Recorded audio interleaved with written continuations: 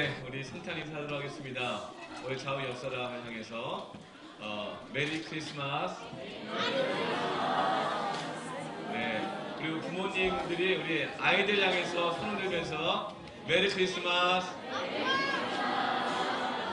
우리 아이들도 부모님들 향해서 우리 메리 크리스마스. 네, 감사합니다. 다시 우리 함께 우리 성탄 예배 하나 드리는데요. 참 감동적인 공연이었죠? 네. 하나님 말씀 함께 읽겠습니다. 누가복음 2장 1절부터 14절까지 말씀인데요. 우리가 이 어렸을 때 이야기를 부모님들에게 들으면 참 재미있고 들어도 또 듣고 싶은 이야기죠.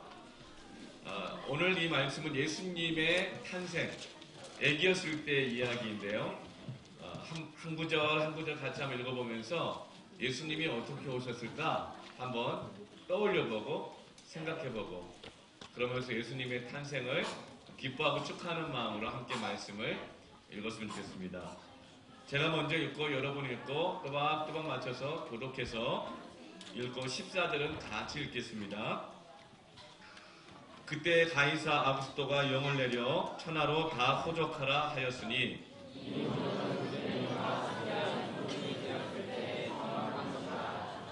모든 사람이 호적하러 각각 고향으로 돌아가매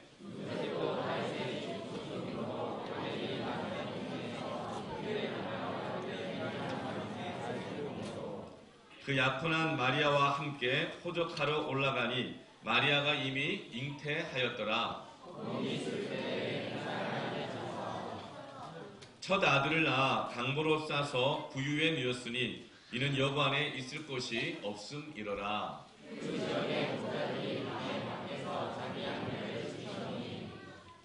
주의 사자가 곁에 서고 주의 영광이 그들을 두루 비추매 크게 무서워하는지라.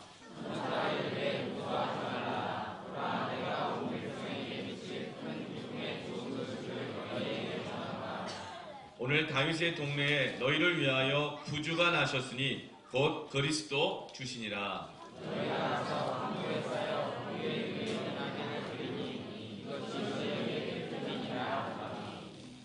호련히 수많은 천군이 그 천사와 함께 하나님을 찬송하여 이르되 지극히 높은 곳에서는 하나님께 영광이요 땅에서는 하나님이 기뻐하신 사람들 중에 평화로다 하니라. 아멘. 앞에 순서가 정말 하나도 빠짐없이 정말 감동적이고 기쁨이 넘치고 하나님이 얼마나 크게 기뻐하실까. 할렐루야. 네. 제가 지난주에 설교할 때에 세븐틴 이 아이돌 그룹의 멤버들 이름은 다 알지만 예수님의 12제자의 이름을 우리가 모르면 되겠는가 그렇게 하면서 한참 막 웃었어요. 근데 오늘 제가 우리 유치부 우리 자녀들 성경 암송을 4구절이나 그렇게 하는 걸 보면서 내가 판단했구나. 야, 할렐루야. 우리 유치부 아이들에게 우리 큰 축복의 박수. 할렐루야. 네. 우리 부모님들이 큰 도전을 받은 줄로 믿습니다. 네. 그리고 우리 어린이부 우리 아이들 어느새 이렇게 컸어요. 유치부에서 어린이부로 또 어느새 올라오고 또 우리 학생부 네. 우리 블랙나이트 팀과 함께 청소년부가 또 함께하고 언제 저렇게 무슨 헐리우드의 무슨 영화보다도 더 감동적인 저 블랙나이트였습니다. 그래서 우리 청년들 정말 너무 예쁘고 멋있죠? 정말 네 저도 그럴 때가 있었는데 이러시면서 너무 멋있고 너무 예쁘고 그리고 우리 빅토리 찬양팀 이걸 뭐라 그래요? 차인벨? 네, 차인벨. 앞으로 좀 그렇게 입고 오세요. 그래서 저기 딱 쭈르르 앉으니까 저기가 그냥 크리스마스 추리 같죠? 네. 모든 것을 하나님께 영광 올려드리겠습니다. 박수 하나님께 영광 올려드리겠습니다.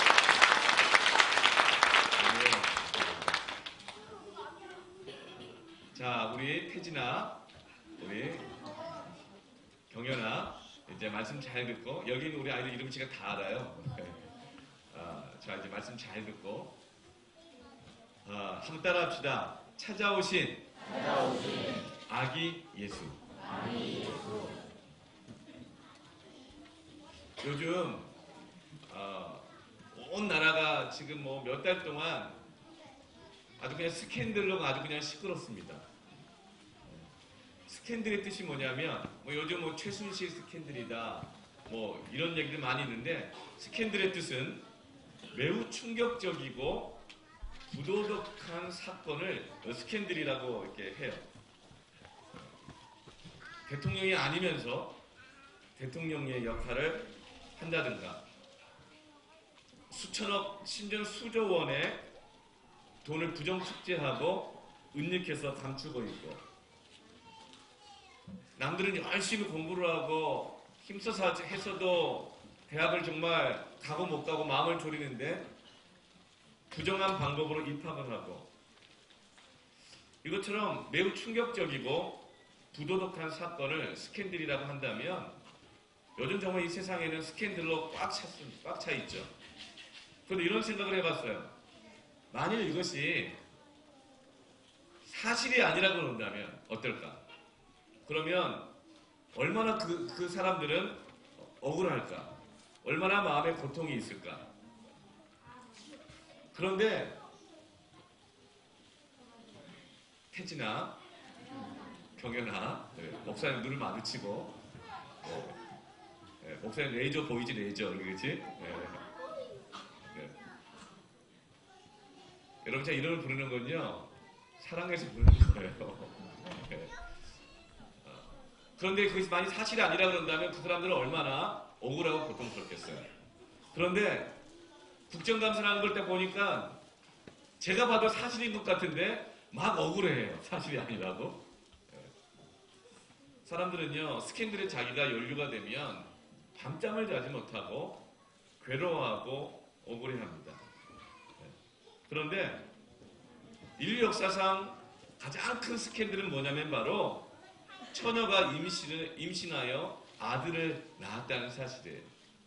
예수님이 이 세상에 오신 것이야말로 우리가 생각해 볼 때 너무 충격적인 사건이고 결혼도 안 한 여인이 그때 소녀가 미혼모가 아이를 낳았다고 하는 것은 너무나도 부도덕해 보이는 어떤 사건이어서 사람들이 지금도 그것을 사실로 믿거나 받아들이기를 너무나 어려워하는 것입니다. 그래서 이 성경을 복음을 뭐라고 말하냐면 베드로전서 2장 8절에는요 스캔들이라고 말하고 있어요. 또한 부딪히는 돌과 걸려 넘어지게 하는 바위가 되었다 하였느니라. 여기서 부딪힌다, 걸려 넘어지게 한다 이것이 헬라어로 뭐라고 말하냐면 스캔달리온이라고 말합니다. 스캔달이라고.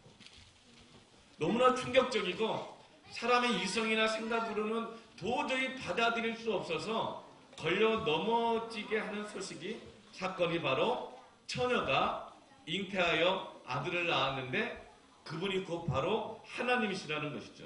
그래서 많은 사람들이 도무지 그것은 내 상식적으로는 이해할 수도 없고 받아들일 수가 없다. 깨닫기 힘들고 납득하기 어렵다. 그래서 하나님께서는 우리에게 믿음을 요청하시는 거예요. 너의 생각으로는 납득이 안 되고 거부하고 싶지만 그러나 하나님은 이 복음을 이 예수님이 아기 예수로 탄생하신 것을 믿으시기를 우리에게 설득하십니다. 스캔들에 연루되면 고통받기에 마련이죠. 참 힘든 일을 겪어요. 사람이 구설수의 대상이 된다고 하는 것, 오해를 받는다고 한다는 것은 정말 어려워요. 사람들이 나를 이해해주지 않고 오해하고 뒤에서 수근수근 된다고 생각하면 밥이 안 넘어가고 잠이 안 오죠. 정말 힘들어요. 그래서 하나님은요 이 복음을 우리에게 주실 때 그렇게 오해받고 힘들고 고통하는 사람들을 어떻게 하시냐면 설득하십니다. 따라합시다. 설득하신다. 이해시키신다. 하나님께서 왜 이 복음을 우리에게 전해주시고 예수님을 우리에게 보내주신 다음에 설득하시고 이해시킬까? 그것은 하나님의 계획하신 어떤 일을 이루고자 하시는 것이 아니라 그 안에 있는 사람들이 아파하고 힘들어하기 때문에 하나님은 이 복음을 강요하는 것이 아니라 설득하게 하려고 하시고 이해시키려고 하시는 것입니다. 그래서 여러분, 이 성탄절에 정말 우리가 마음을 살펴줘야 할 사람들이 있는데 어떤 사람들이냐? 오해받고 있다고 생각하는 사람들, 억울한 사람들, 내가 사람들에게 판단받고 있어서 어려움을 겪고 있는 사람들을 이 성탄절에는 여러분 이해시키고 위로하시기를 바랍니다. 성탄절은 그런 날이에요. 특별히 우리가 성탄절 때마다 주로 주인공은 누구죠? 산타클로스가 아니고 누구죠? 예수님인데 우리는 예수님 많이 기억해요. 그리고 또 그 다음에 조연이 누구죠? 마리아 굉장히 많이 생각합니다. 그런데 가장 많이 우리가 잊어버리는 사람이 누구냐면 요셉이에요. 요셉. 가정에서 주인공이 누구죠? 애가 태어나면요, 그때부터 그 가정의 주인은요, 아빠 엄마가 아니고 애예요, 애. 그 다음에 주인공이 누구죠? 주로 엄마입니다. 그러나 늘 잊혀지는 존재가 있죠. 아빠. 예. 요셉도요, 그렇게 사람들이 기억을 별로 안 해줍니다. 그런데 정말 마음을 헤아리고 살펴줘야 할 대상이 있는데 그것은 바로 요셉입니다. 물론 마리아도 얼마나 힘들었겠어요. 그렇지만 요셉이 겪어야 했을 마음의 고통은 상상할 수 없을 정도로 힘이 듭니다. 신혼의 단꿈에 젖어 있어요. 그런데 어느 날 사랑하는 약혼녀의 임신의 소식을 듣는 거예요. 여러분, 그 당혹스러움, 그 마음의 고통, 배신감, 의심, 오만 생각이 다 들 거 아니겠어요? 여러분, 요셉의 마음을 우리는 헤아려줘야 합니다. 하나님은 요셉의 마음을 알고 계세요. 그래서 하나님은 그 요셉에게 아기 예수가 탄생할 것이라는 이 소식을 주시고 난 다음에 무조건 받아들여 이렇게 말씀하신 것이 아니고 성경을 가만히 들여다보니 요셉에게 설명해 주세요. 왜 이런 일이 있어야 되는지 이해시켜 주려고 하세요. 여러분, 마태복음 1장 20절 말씀 함께 읽어볼까요? 하나님이 지금 요셉을 설득시키시고 이해시켜주고 계세요. 시작. 이 일을 생각할 때에 주의 사자가 현몽하여 이르되 다윗의 자손 요셉아, 내 아내 마리아 데려오기를 무서워하지 말라. 그에게 잉태된 자는 성령으로 된 것이다. 자기 약혼녀가 나하고 잠을 자지도 않았는데 아이를 가졌다는 소식을 듣고 이 일을 생각할 때 그 생각이 어땠겠어요? 이 일을 생각할 때 요셉이 생각하며 어떻게 해야 되나, 파혼을 해야 되나, 도대체 어떤 일이 있었지? 왜 이런 일이 있을까? 너무 괴로워하며 생각할 때에 하나님은 네가 무조건 받아들여, 네가 감당할 일이지 하고 내버려두지 않으시고 주의 사자가 현몽하여 이르되 설명해 주십니다. 이것은 마리아가 바람을 피운 것도 아니고 네가 뭐 매력이 없어서도 아니고 성령으로 잉태된 것이다. 그리고 마태복음 1장 22절 말씀 같이 한번 읽어볼까요? 시작. 이 모든 일이 된 것은 주께서 선지자로 하신 말씀을 이루려 하심이니라 이르시다. 이해시켜주고 계세요. 지금 네가 정말 당황하고 힘들지, 어렵지. 그런데 네가 참 어렵고 힘들겠지만 이 모든 일이 된 것은 누구 잘못도 아니고 네 잘못도 아니고 하나님께서 하신 그 말씀을 이루어 주려고 하신 거야. 여러분, 우리가 정말 이해되지 않는 어려움, 오해, 납득되지 않는 많은 아픔들을 겪을 때가 있습니다. 성탄절은 그런 요셉과 같은 마음 가운데 있는 사람들을 하나님이 위로해 주시는 날인 줄로 믿습니다. 여러분, 우리가 서로를 위로합시다. 우리가 당하는 고난이 때로는 나의 잘못일 수도 있어요. 또 누군가의 잘못일 수도 있고 아니면 상황이 그렇게 된 것일 수도 있는데 근데 이 모든 일을 통해서 하나님의 일을 이루실 줄로 믿습니다. 그러므로 하나님을 사랑하는 자, 그 뜻대로 부르심을 입은 자들에게는 모든 것이 합력하여 선을 이루는구나.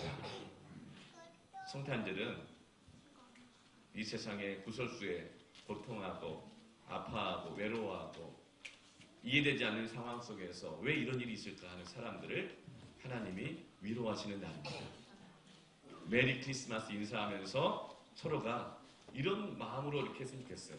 눈을 보면서 좌우 옆 사람을 보시면서 내가 네 마음을 알아. 메리 크리스마스.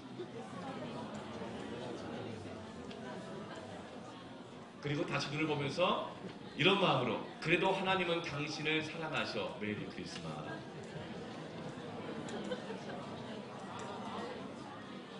아멘.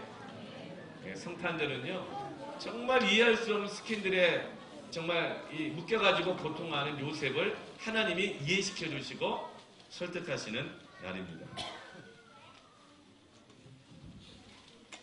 하나님은요 우리가 감당할 수 없는 사람을 만날 때 요셉에게 있어서는 마리아는 정말 감당하기 어려운 약혼인 거예요. 마리아에게 있어서는 결혼도 안 했는데 내게 주신 예수님은 감당할 수 없는 자녀인 것입니다. 하나님은요 우리에게 때로는 감당할 수 없는 사람, 감당할 수 없는 사람, 사건들을 우리에게 맡기게 하실 때가 있어요. 그런데 여러분 하나님의 설득이 없이는 우리는 그 사람들을 감당할 수 없습니다. 예수 그리스도의 오심이야말로 하나님이 우리를 설득해 주시는 것입니다. 우리는 주님을 볼 때에야 마음이 감동되고 설득되어서 감당할 수 없는 사람을 사랑할 수 있는 그 사랑이 거기서 나오는 거예요. 여러분 성탄절을 통해서 예수님의 오심을 통해 여러분의 마음이 설득되고 감동되기를 축복합니다.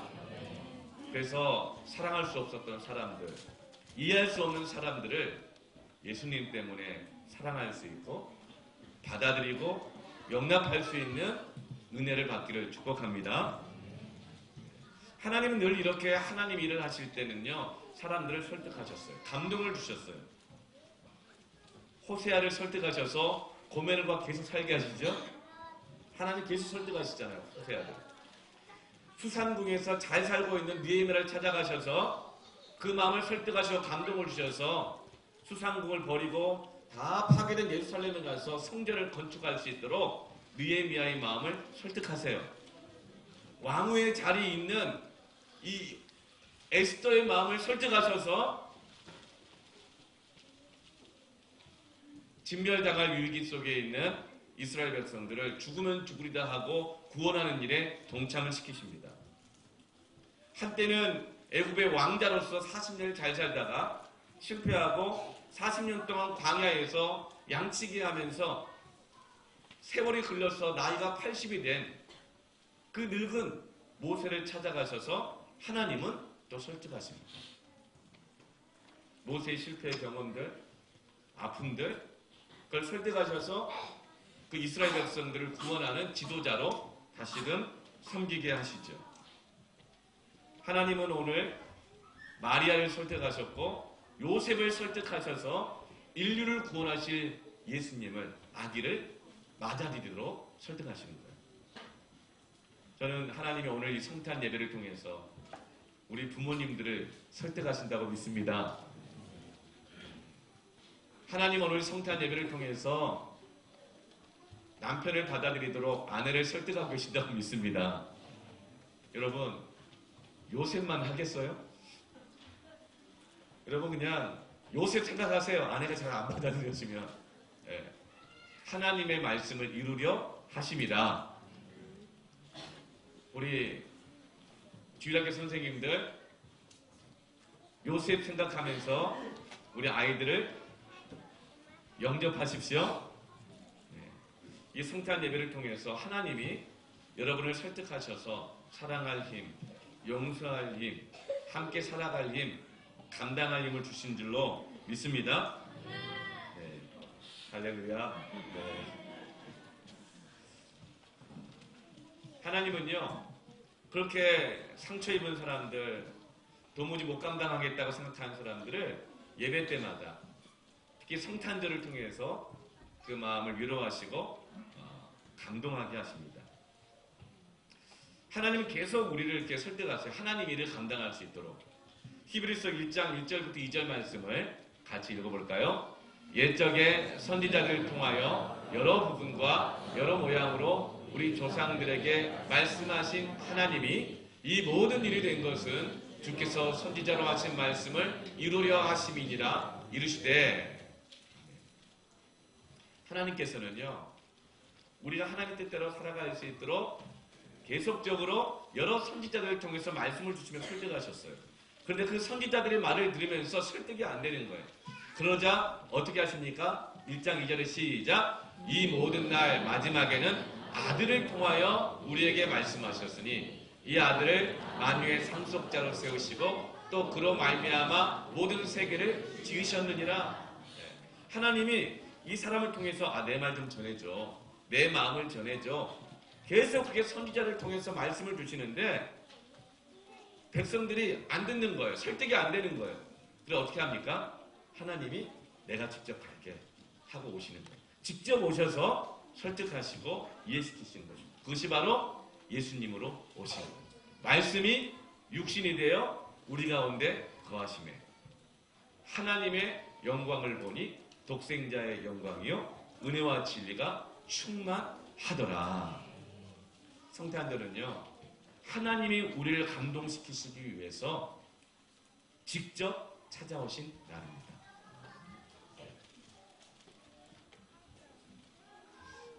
예수님이 우리의 설득이 되고 우리의 위로가 되고 소망이 되기를 축복합니다. 그래서 많은 믿음의 사람들이 예수님 생각하면서 설득되고 감동받아요. 아이, 더 이상은 정말 못하겠다. 더 이상은 내가 사랑할 수 없겠다. 섬길 수 없겠다. 나도 내 길을 가야겠다. 막 이런 생각하다가 예수님 생각하면 또 설득되고 감동받아가지고 사랑하고 섬기고 하는 것이죠. 우리 믿는 사람들의 마음을 가장 설득하는 것은 바로 주님이셔야 하는 줄 믿습니다. 주님이셔야 합니다. 예수님이야말로, 예수님의 삶이야말로 우리의 설득입니다. 우리 마음의 감동이죠. 하나님의 아들 예수 그리스도가 오셨습니다. 오늘 세 가지로 예수님이 어디로 오시고 누구에게로 오시고 그리고 어떤 모습으로 오셨는가를 살펴보면서 여러분 마음에 설득이 되기를 바랍니다. 그래서 그곳으로 가고 예수님 찾아간 사람들도 가고 예수님이 섬기셨던 그 모습으로 또 찾아갈 수 있는 은혜가 있기를 축복합니다. 첫 번째, 예수님은 어디로 찾아가셨는가? 낮고 천한 곳으로 찾아가셨습니다. 누가복음 2장 1절 말씀 보면 그때 가이사 아구스도가 영을 내려 천하로 다 호족하라 하였으니 로마 황제 아구스도가 인구 조사를 시킵니다. 왜요? 호족 등록을 위해서. 당시에는 호족 등록을 왜 하고 인구 조사를 왜 하냐면 세금을 거둘 때마다 인구수를 셌어요. 그래서 고향에 가서 호적을 확인하고 인구수를 셌습니다. 그래서 그 걷어낸 세금을 사람 머리수대로 세금을 받는다고 해서 인두세인 것입니다. 그래서 이 인두세를 거두려고 고향으로 전부 다 데려가서 호적 정리하고 인구조사를 하게 한 거예요. 그래서 모든 남자들은 인구조사에 참여하기 위해서 각자 고향으로 갔습니다. 그런데 이 인두세는요, 여자는 세금을 안 내요. 당시에는 여자는 법적인 권한이나 의무나 책임이 없기 때문에 굉장히 좋으면 자유로운 것이고 뭐 부정적으로 보면은 여자를 사람으로 치지하는 아주 이런 야만적인 그런 법과 문화가 있었어요. 그래서 남자들만 인구조사로 다 고향으로 갔습니다. 그래서 오늘 누가복음 2장 4절 말씀 보면 요셉도 다윗의 집 족속이므로 갈릴리 나사렛 동네에서 유대를 향하여 베들레헴이라는 다윗의 동네로 5절에 그 약혼한 마리아와 함께 호적하러 간 것이죠. 요셉이 그 고향이 나사렛인데 살고 있는 곳이 나사렛인데 그의 고향은 베들레헴이었어요. 나사렛은 예루살렘이 저 북쪽에 있습니다. 갈릴리 그쪽 북쪽에 있어요. 그런데 요셉의 고향은 예루살렘 남쪽 베들레헴이에요. 거기까지 거리가 360리, 150km를 걸어서 아주 그냥 남기 작은 것을 임신한 아내를 만삭된 아내를 태워가지고 150km를 걸어서 호적을 하러 가는 거예요. 베들레헴의 이름의 집이 베들레헴의 이름의 뜻이 뭘까요? 베둘레헴이 아니고 뭐죠? 베드는 집이란 뜻입니다. 집이다, 산다 이런 뜻이에요. 그래서 아니까르베, 수원, 아니까르베, 호메시로 나는 호메시에 산다 이런 뜻이에요. 베들레헴은 뭐냐면 빵, 떡, 밥 이런 뜻이에요. 그러니까 베들레헴은 떡집이다, 빵집이다, 밥집이다 이런 뜻입니다. 왕이신 예수님, 하나님의 아들이신 예수님이 오시는데 어디로 가냐면 이 베들레헴은 아주 시골 구석이에요. 그러니까 예수님이 태어나시는 곳은 어디죠? 저기 강남에 있는 무슨 뚫레뚫레라는 빵집 이런 데가 아니고 저기 파리바게스 이런 데가 아니고 예수님은 베들레헴의 시골에 있는 작은 빵집으로 가시는 거예요. 하나님은 낮고 천한 곳을 선택하셨습니다. 지금 큰수 말든새 미가서를 묵상하고 있죠. 미가서 5장 2절 말씀 보면 예언되어 있어요. 베들레헴 에브라다야 너는 유다 족속 중에 작을지라. 그러니까 베들레헴은 아주 작은 시골 구석이에요. 사람들이 이름도 잘 모르는. 작을지라도 이스라엘 다스릴 자가 내게서 내게로 나올 것이라. 예수님이 이 작은 시골 마을에 이름도 없는 빵집에서 태어날 것이라고 미가서에서 이미 수천 년 전에 예언해 놓으셨는데 그 말씀을 이루기 위해서 요셉이 임신한 마리아와 함께 베들레헴으로 가고 있는 것입니다. 그런데 원래 이 인구조사 호적을 정리하러 갈 때는 남자만 가게 돼 있거든요. 그런데 이 외 먼 길을 만삭한 아내를 데리고 왜 이 먼 여행을 갈까요?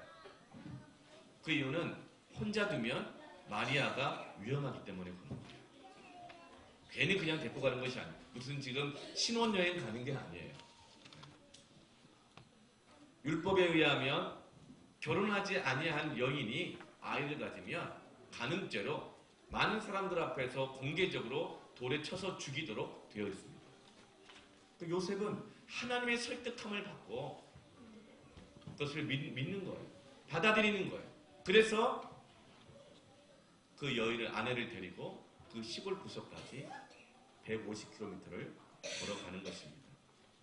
마리아를 보호하기 위해서요. 오해받고 있는 위험에 처할 수 있는 이 여인을 보호하기 위해서 자기가 받아들이는 거예요. 같이 베들레헴까지 가는 것입니다. 성탄절은 이렇게 시작되는 거예요. 그러면 성탄절에 보호해야 될 사람들, 오해받고 있는 사람들, 마음의 고통과 갈등이 있는 사람들과 함께 빵 한 조각씩 드시길 바랍니다. 아멘. 예. 우리가 케이크를 1년에 2번 했잖아요. 케이크 바로 그거예요. 방황하는 사람들, 마음의 고통 있게 외로운 사람들을 여러분 낮에 우리 교회 주변에 고라니가 뛰어다니는 거 아시죠?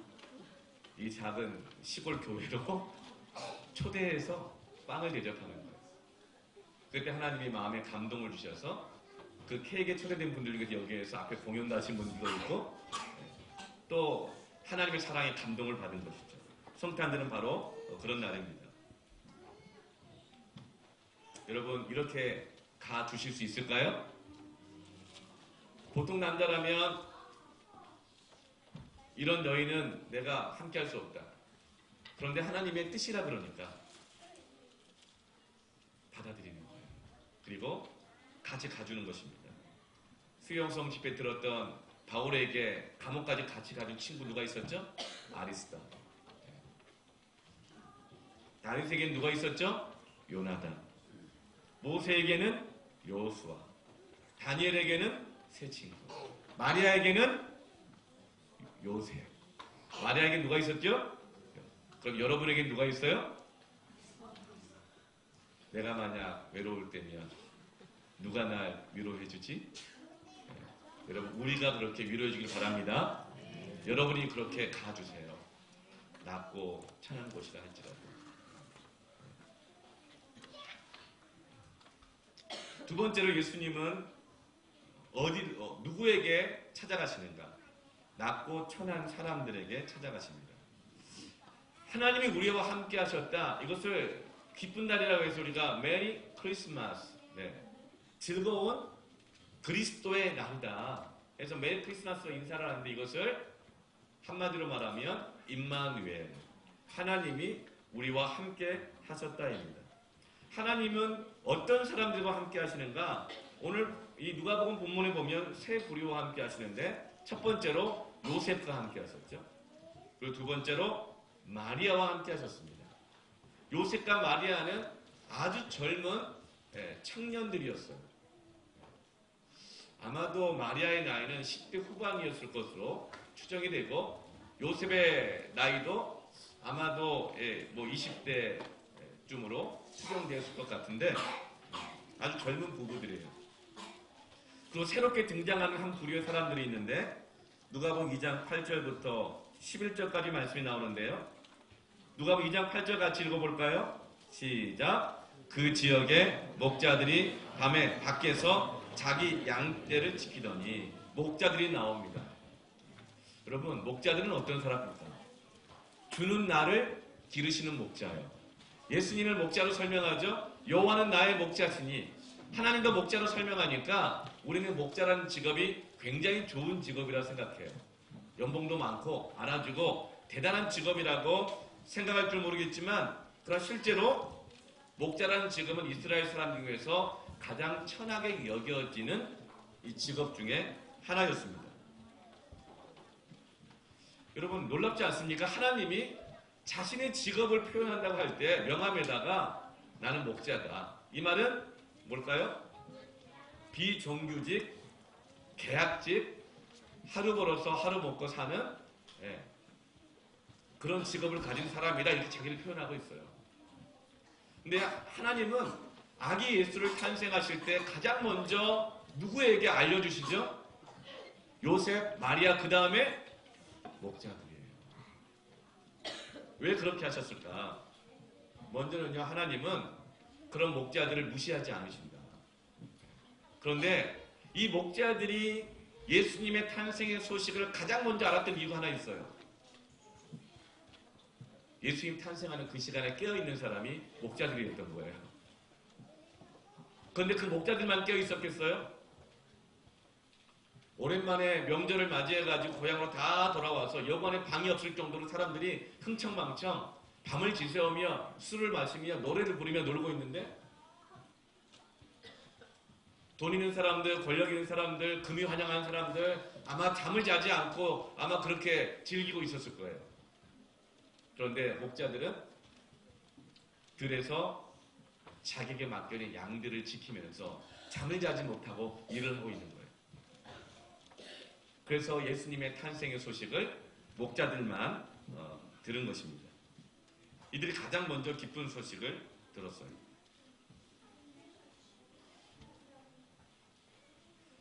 이 예수님의 탄생 소식을 목자가 가장 먼저 들었다고 하는 것은 그럼 자, 이제 우리 모두가 다 목자와 같은 좀 사회적으로 좀 인정받지 못하는 그런 직업을 밤잠을 자지 못하고 일하는 그런 직업을 가져야겠다. 이런 뜻일까요? 그것은 아니죠. 예수님의 탄생 소식을 목자가 가장 먼저 들었다고 한다는 것은 우리의 삶의 목적, 비전에 있어서 목자가 되는 것이 제외가 되어서는 안 된다는 것입니다. 우리는 어떤 사람은 좋은 직업을 가지고 살 수도 있고 어떤 사람은 상대적으로 아닐 수도 있어요. 그러나 우리 예수를 믿는 사람, 아기 예수를 우리가 맞이하는 그 사람들은 연봉의 크기나 집 크기나 아니면 사람들 얼마나 인정해 주느냐 아니냐 그것에 따라서 우리의 비전이 가는 길이 결정되는 것이 아니라는 것입니다. 하나님은 모든 직업을 통해서 모든 사람을 통해서 하나님은 함께 하시고 은혜를 주시는 하나님이신 줄 믿습니다. 여러분 청빈 사상이 있어요. 청빈. 깨끗하고 가난하게 사는 것이 맞는 것이다. 여러분 기독교는 청빈이 아닙니다. 이 청빈 사상은요 유교예요. 유교. 기독교에 있어서는 그렇다면 이 물질에 있어서 어떤 성공에 대한 부분이라든가 부유함에 대한 어떤 마음을 가져야 될까? 그래서 빌립보서 말씀처럼 가난에도 처할 줄 알고 부유함에도 처할 줄 아는 가난함도 부유함도 다 감당해낼 수 있는 따라합시다. 자족의 능력. 자족할 수 있는 거예요. 내가 사나 죽으나 내 몸에서 그리스도가 존귀하게 되게 하려 하나니.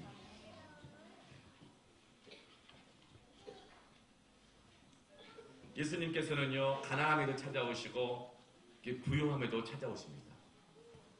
우리는 어떤 상황 속에 있든지 예수님을 받아들이고 예수님과 함께 동행하고 예수님을 전하는 사람 되기를 축복합니다. 제가 개척을 하고 나서 이제 3년째 접어들어가고 있잖아요. 이제 굉장히 많이 나아졌어요.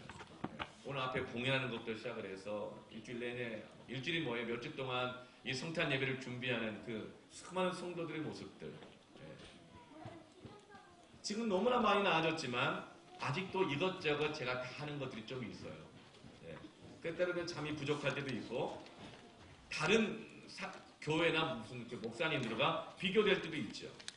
그러나 그것이 내 마음에 전혀 어떤 부정적인 영향을 끼친다는 것이 끼치지 않고 오히려 저는 오늘 예배를 드리면서 하나님이 나를 얼마나 사랑하신지를 깨닫습니다. 하나님은 목자들을 사랑하십니다.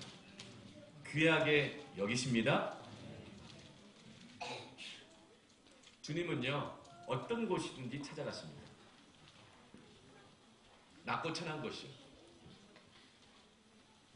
여러분의 각 가정에 주님은 찾아가기를 원하십니다. 우리는 준비가 잘 돼 있고 난 다음에 주님을 모셔드리려고 그래요. 근데 주님은요 준비보다 우리를 찾아가시고 만나는 것이 더 우선이세요. 제가 군대를 갔어요. 군대를 갔는데 어떻게 큐티를 할 시간과 공간 자체가 없는 거예요. 그래서 제가 성경을 읽고 기도했던 곳이 어디냐면 제대식 화장실이 있죠. 화장실. 저는 아주 추운 겨울에 군대를 갔어요. 제대식 화장실이다 보니까 여기는 구멍이 딱 뚫려 있잖아요. 거기 산이 쌓아져 있어요. 너무 추우니까 얼어가지고 야삽을 들고 끝을 탁 깨야 돼. 안 그러면 똥침을 맞을 수가 있어요. 그 피다 보면, 이거 깨다 보면 이게 튀어가지고 옷에 붙어요, 이렇게. 네. 그 밖에 추울 때는 어렸을까 모르는데 성경 다 읽고 기도하고 난 다음에 이제 내무반, 방 안에 딱 들어가면 녹죠? 그 냄새 막 나시고. 근데 여러분, 그 군대에서 그 화장실에서의 말씀 묵상, 꿀송이보다 단 그 말씀 묵상. 주님은 화장실이라고 안 찾아오지 않으세요. 누구든지 주의 이름을 부르는 곳은 다 찾아가십니다. 주님, 나같이 이렇게 부족한 사람, 지금 나 아직 담배 안 끊어가지고 냄새 좀 나는데요. 주님 찾아가십니다. 아멘. 주님, 나 어제 너무 과음했는데 숙취해서 제 몸에서 좀 냄새 날 텐데요. 주님 제 안에 들어오시면 같이 취하실 수도 있어요. 이런 생각. 그러나 주님은 찾아가십니다. 아멘.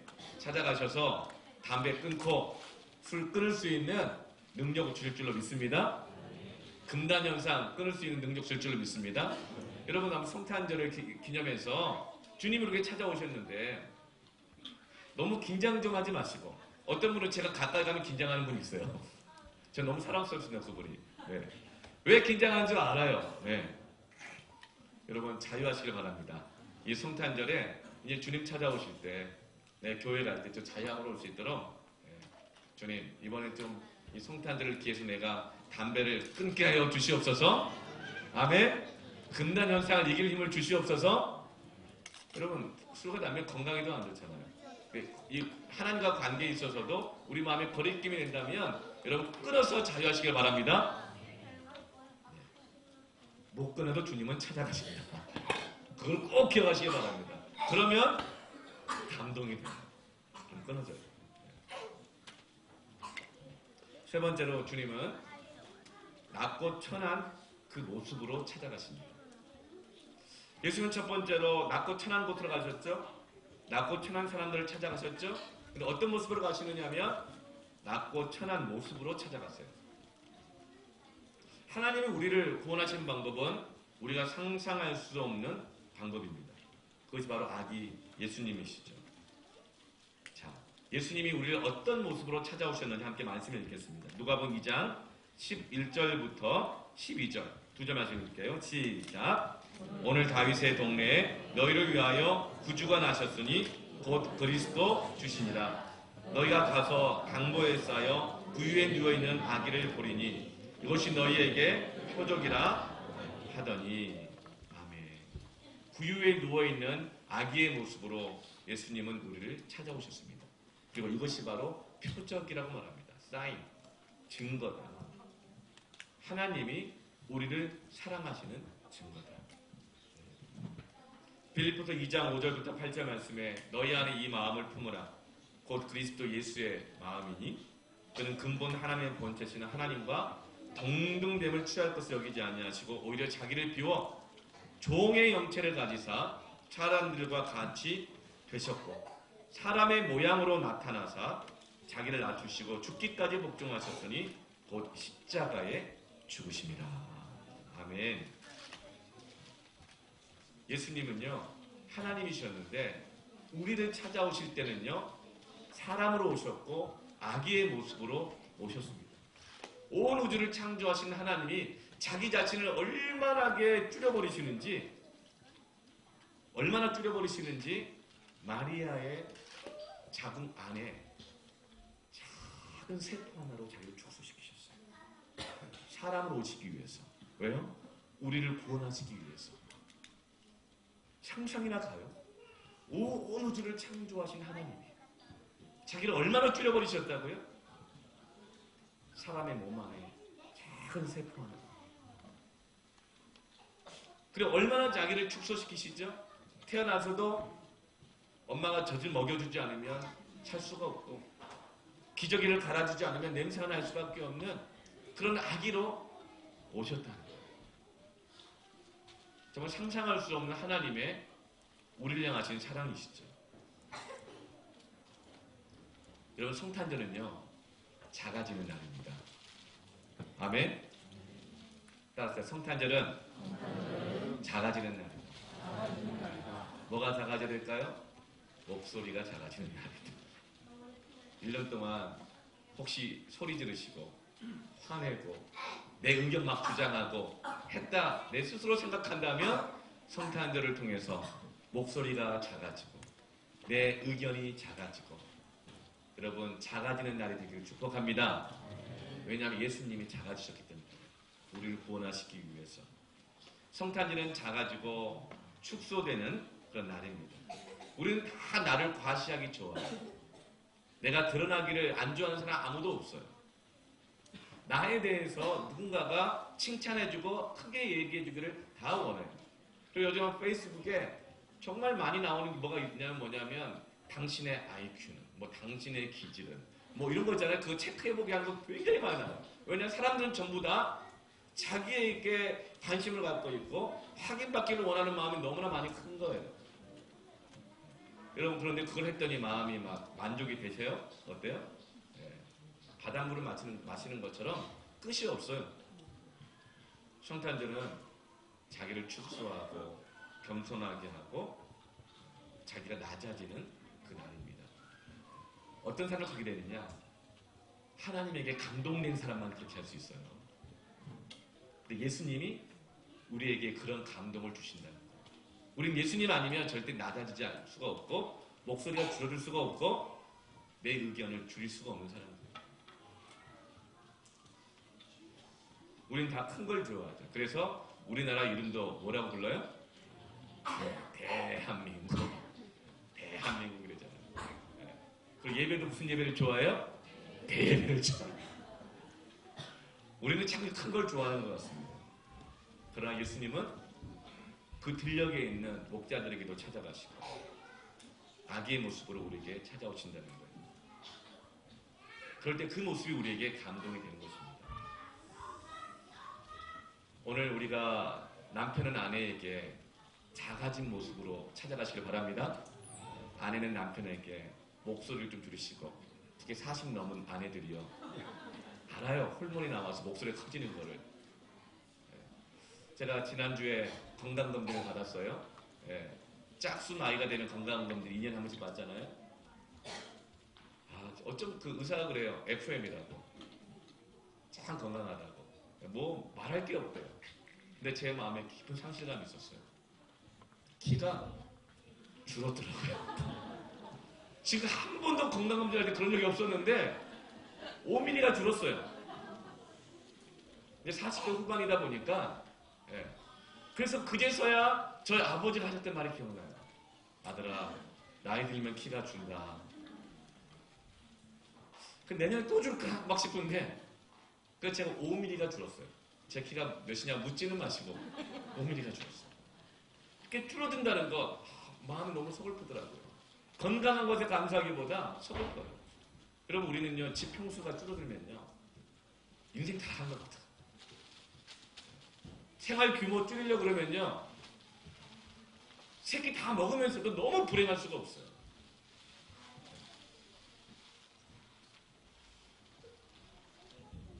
그럼 여러분 하나님은요 우리의 크기에 관심을 갖지 않습니다.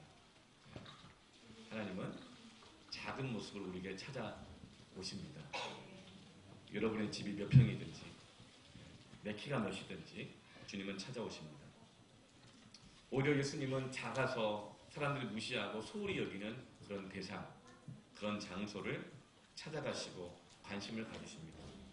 여러분 작고 약하면요 손이 많이 가요. 힘들어요. 유치부, 어린이부, 우리 학생부, 교사들이 있는데요. 어디가 제일 힘들까요? 유치부. 네. 우리 유치부라고 대답한 은효는 지금 초등부입니다. 어린이부예요. 근데 아마도 동생이 힘든가 봐. 네. 여러분 나보다 작은 사람이 힘든 거예요. 나오죠? 네.